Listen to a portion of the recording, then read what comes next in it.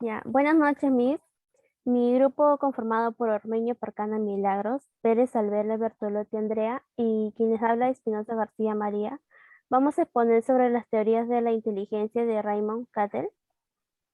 En su biografía, Raymond Cattell nació en Staffordshire, Inglaterra, en 1905. Su infancia fue feliz. En Inglaterra, se involucró en la Primera Guerra Mundial cuando Cattell tenía 9 años de edad. Más tarde reconoció que estuvo un impacto significativo en él. En los siguientes años fueron duros. Era difícil conseguir empleo para un psicólogo, así que Cattell trabajó en varios empleos de tiempo parcial. Mientras tanto, continuó su propia investigación. La depresión de la economía y su propia salud delicada lo llevaron a varios años de escasez, durante los cuales fue acosado por la pobreza y el fracaso de su matrimonio. Estudió química en la Universidad de Londres y se doctoró en 1929 por la misma universidad. Posteriormente comenzó a sentirse interesado por la psicología y trabajó bajo la dirección de Charles Sherman en la Clínica de Orientación Infantil de Leicester desde 1932 hasta 1937.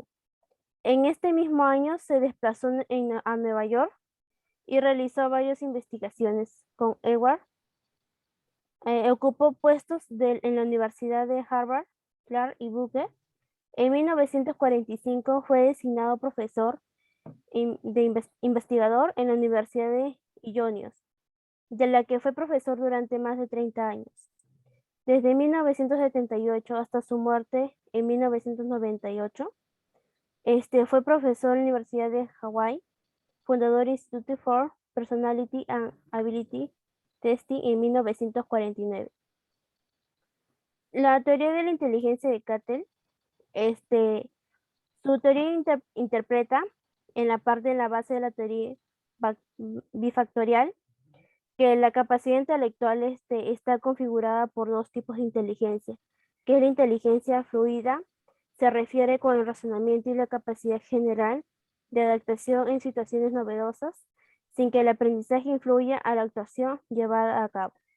Y la inteligencia cristalizada se refiere a la capacidad de aplicar los conocimientos aprendidos a lo largo de la vida. Ahora le doy paso a mi compañera Ormeño para que siga explicando. Gracias. Buenas noches. Continuando con la exposición. Por otro lado, Cattell no creía que el factor G fuese un reflejo de un proceso natural que ocurre realmente en el cerebro humano, sino que sería simplemente un producto estadístico causado por el hecho de que al medir no es posible aislar bien los procesos realmente existentes. También explora su desarrollo a lo largo de la vida, manifestando que la inteligencia cristalizada varía a lo largo de la vida, aumentando con la acumulación de experiencia, mientras que la inteligencia fluida quedaría fijada tras la maduración cerebral durante la adolescencia. El desorbitado número de términos ingleses, unos 18.000, que aparecían en los diccionarios de psicología referidos a la personalidad, le llevaron a Cattell a señalar que muchos de ellos eran en realidad sinónimos, o casi sinónimos. Cattell redujo la lista de 4.500 adjetivos aplicables al ser humano que había elaborado los psicólogos Alport y Hofbauer a 171 rasgos de la personalidad, suprimiendo los sinónimos. Además demostró que cuando las personas Además demostró que cuando a las personas se les clasifica dentro de esas 170 o 200 características, varios rasgos tienden a agruparse de manera que si a una persona se le califica de tenaz y persistente, puede ser calificada también de responsable, metódica y servicial. De esta forma llegó a establecer 16 grupos de rasgos que definen la personalidad humana. ¿Cuáles son estos 16 factores principales? Efectividad.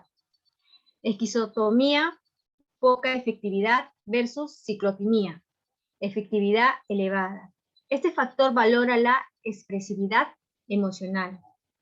Razonamiento, que es la inteligencia alta versus la inteligencia baja. No se puede obviar que tener mayor o menor capacidad intelectual afecta al modo en que vemos al mundo o actuamos en él. La estabilidad, que es la fortaleza del yo versus debilidad del yo. Este factor se refiere principalmente a la estabilidad de la persona. Dominancia. Dominancia versus sumisión. El factor dominancia se refiere a la capacidad de ser independiente. Impulsividad. Surgencia, impulsividad versus desurgencia, inhibición. Indica la capacidad motivacional y las ganas de hacer las cosas. Conformidad. Conformidad grupal. Superego fuerte versus superego débil. Hace referencia de la capacidad de autocontrol, decisión y valoración a los demás. A continuación, paso a mi compañera Pérez para que termine la exposición. Gracias. Buenas noches, Miss. Continuando con la exposición, tenemos atrevimiento, parmia versus trectia, que esta se trata de la capacidad de transformar los pensamientos y voluntades en actos. También tenemos la sensibilidad, prencia versus jarria. Este factor indica la presencia de sensibilidad en la persona. Suspicacia, alexia versus protensión, el nivel de confianza o desconfianza a los demás. Imaginación, praxemia versus autia, la capacidad de abstraerse. Astucia, sutileza versus ingenuidad, se dice que es la capacidad de analizar la realidad de forma exhaustiva y observar las diferentes opciones y perspectivas. Culpabilidad, conciencia versus imperturbabilidad. Esta se refiere a la capacidad de hacerse responsable de las cosas. Rebeldía, radicalismo versus conservadurismo. Esta escala del 16 de los principales factores indica la capacidad de apertura mental o el respeto a los modos de hacer tradicionales.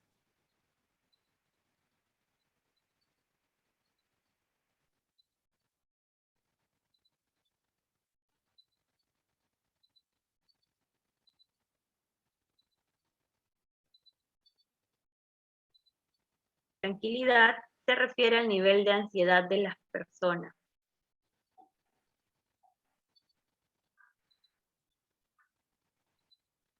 En las escalas de segundo orden o globales, se dice que se obtienen del análisis de los 16 factores principales, sirviendo de resumen general de la situación del paciente, si bien aportando información más general y menos precisa que el análisis pormenorizado de cada escala.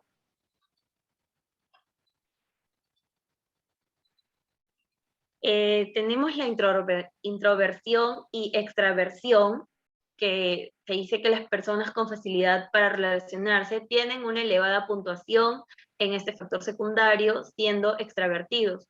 Por contra, los introvertidos o personas que tienden a la inhibición social suelen tener una baja puntuación. La ansiedad y tranquilidad, serenidad y seguridad son características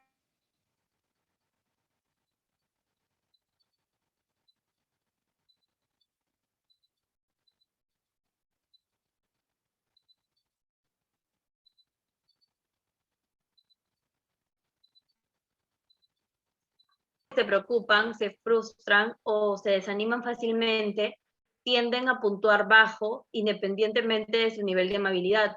También suelen ser analíticos. Por contra, una puntuación elevada indicada capacidad de decisión y estabilidad, si bien también un menor nivel de valoración de riesgos. Y por último tenemos la dependencia e independencia, que esta refleja en sus puntuaciones altas, independencia, asertividad, desinhibición y radicalidad, mientras que si se puntúa bajo, se indica inseguridad, humildad, timidez y moralismo. Gracias.